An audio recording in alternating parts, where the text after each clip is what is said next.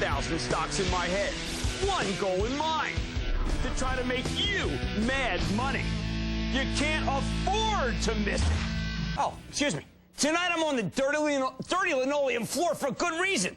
It's this 2004 Bordeaux. That's right, wine.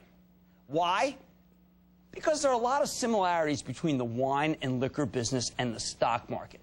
That's why I got somebody special we're talking to tonight. This guy is it. Man, we're going to have some fun, okay? We're talking to Gary Vaynerchuck. He's the author of the new book, 101 Wines. Just a sec, they told me a stage direction now. I got to move this in the middle. Don't have any movers because they're afraid of getting in the shot. Hey, how you doing, buddy? All right. All right, listen. This guy's trying to revolutionize the wine. No, he's succeeding. Yeah, succeeding. Thank you. He's de-snobbed it. He's trying to make the wine game more accessible to the average Joe. Sound familiar?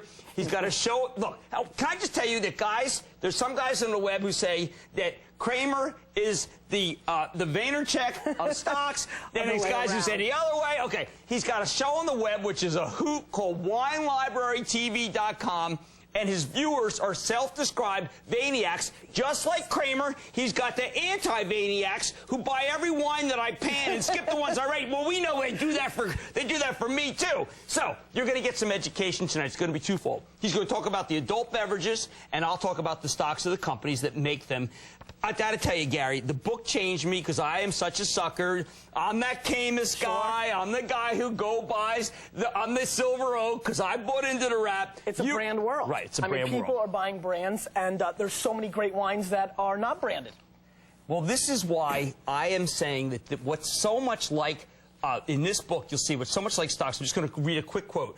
I also considered value, which is not to be confused with price. Remember how on our show, we're always looking for valuable stocks where the price is wrong. He says, a wine that offers value over-delivers for its price. I look for $10 wines that taste more like $30, and also $200 wines that taste like $500. Substitute $5,000. Substitute stocks for those. I'm looking for a stock that should be at 30 that's selling for 10. Sure. You are doing what I'm doing. I appreciate it. I'm Absolutely. glad to be here. And that's why people should get this book. It's got a lot of wines I didn't know about for very good prices, of which I will go to the wine library because it also happens to be around the block from Not me. too far from you. All right, let's make some money here for people.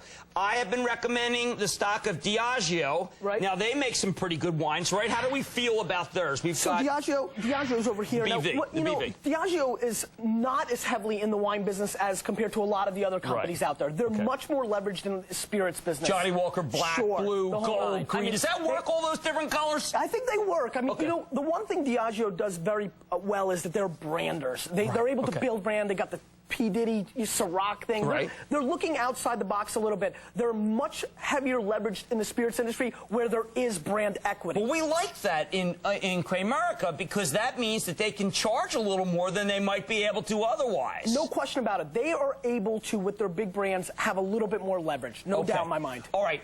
We got a presentation today from Constellation Brands where they're going out talking about all these great brands. They have Clos de Bois, I shouldn't say great, Listen, they've got Ravenswood, they've got Mondavi, they're doing Monkey Bay.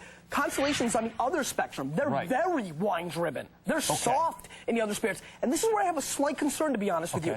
Unlike spirits and beer, the wine world is driven by trying something different, right? Isn't that what I'm yelling at? Right. The wine consumer doesn't want to come. Listen, a lady comes in and wants to buy Johnny Walker Black, and I tell her to buy Doors, she's going to kick me in the neck. Absolutely. A wine consumer wants to try different things. And so, being so heavily in the wine world, plus, I have not seen them build a brand. They've been buying a lot of brands. Yes, everything is by acquisition. I'm a little bit concerned. I mean, they got smart people. I'd like to see more brand building. Okay, and we have this is a classic brand, right? But this is another acquisition, the Manischewitz. You can't go out to Manischewitz. All right. Can't go wrong. Right? Now, we're going to have, this is a real different one for me because it's really not wine much, but it's a stock that I like because it has alcohol in it, which is Fortune Brands. How is the alcohol component? Because I got to tell you, the housing component is really awful. I'm a little bit worried on that end as well. I mean, this whole Absolute thing that's going on. But, Jim Beam is strong. I mean, I like the fact they're in the spirits game. Again, a lot more equity than in the wine game. Again, none of them have shown me any skill in social media, in Web 2.0. It's looking a lot like Coca-Cola to me. You know, vitamin water and Red Bull, these things exploded from viral marketing and understanding. It's 2008. And these guys aren't doing that. I don't feel it at all. How about Brown-Forman, which has done a remarkable job at branding whiskey? How are they doing in wine? Unstoppable with Jack Daniels. Their wine portfolio is a little bit of a mess. I like what they did with Virgin. They teamed up with Virgin, did the Virgin wines.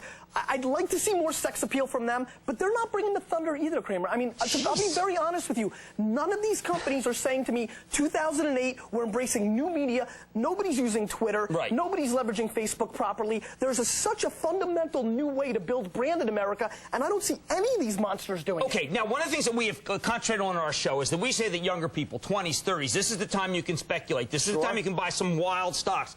I want you to give our audience 3 wines that you think could have dramatic appreciation as if they were $10 stocks going to 30 or the proverbial $200 stock going to 3,000. Give us 3 good names. I start right off the bat. I'm not going to give you direct names. I'm going to give you vintage. Fair enough. 2004, 2005 Bordeaux is a huge play. 04 because it's the last of the Mohicans. 2005, one of the greatest vintages of all time, changed the price structure. Changed it.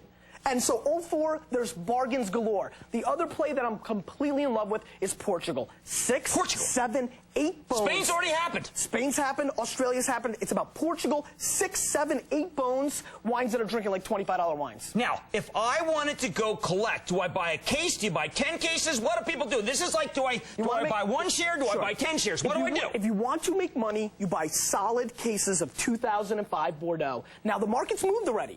You know, a year ago, if we did this, we'd be heroes. People be calling, emailing, loving. It's a little late. It's a little late. But not Portugal. Well, Portugal's not going to go in value. If you're going if you're looking for value, just drink it. If you're looking to make money, 2005 Bordeaux, 2004 Bordeaux.